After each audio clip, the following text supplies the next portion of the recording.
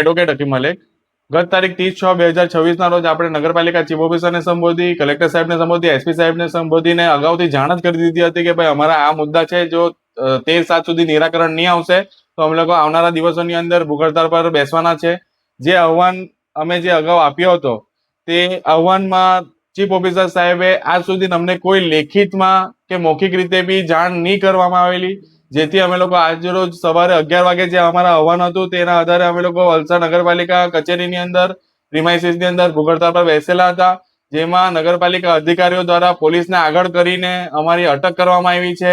હવે વલસાડની જનતાને હું કહેવા માંગુ છું કે આ આપણો દેશ બાબા સાહેબ આંબેડકરના સંવિધાનથી ચાલશે કે રાજાશાહીથી ચાલશે? આ કેવી રાજાશાહી છે કે તાનાશાહી છે કે આ વલસાડની જનતા ભોગવવાનો વારો આવે છે અને ગેરકાયદેસર અટક કરવામાં આવે છે? વલસાડની મેં કઈ શાંતિ દોડી છે કે કઈ શાંતિ ભંગ કરી છે કે પોલીસે મારી ડિટેન્શન કરી છે?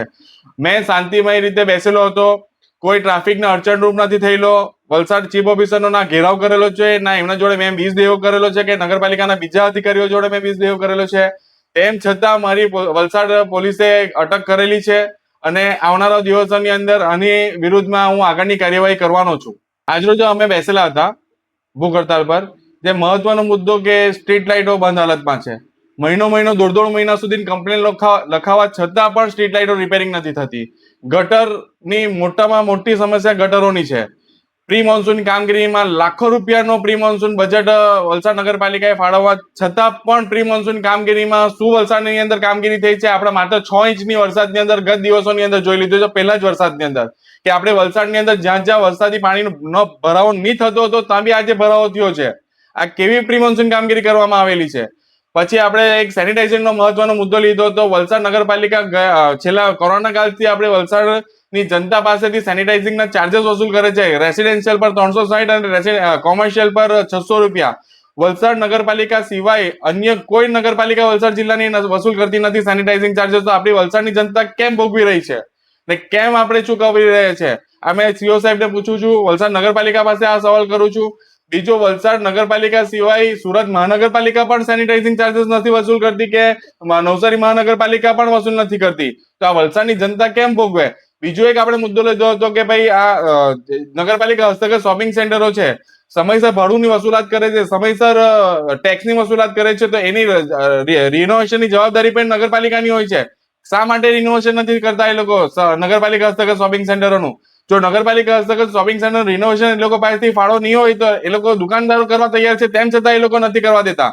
ને જો બી એક સ્લેબ પડે છે તો દુકાનોને બંધ કરી દે છે અને લોકોને રોજગાર પર એ લોકો તરફ મારવાનું કામ કરે છે નગરપાલિકા.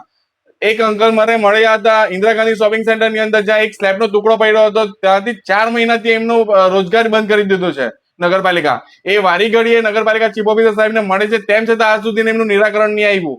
શા માટે એવું કરવામાં આવે છે? રિનોવેશન કરો તમે, કાં તો એમને માલિકી હક આપી દો. જે મિલકતો છે એમને માલિકી હક આપી દો તો એ લોકોની રીતે રિનોવેશન કરી લેશે. એ લોકો વેપારી લોકો રિનોવેશન કરવા માટે તૈયાર છે, પણ નગરપાલિકા નથી કરવા દેતી અને ના કરાવતી છે.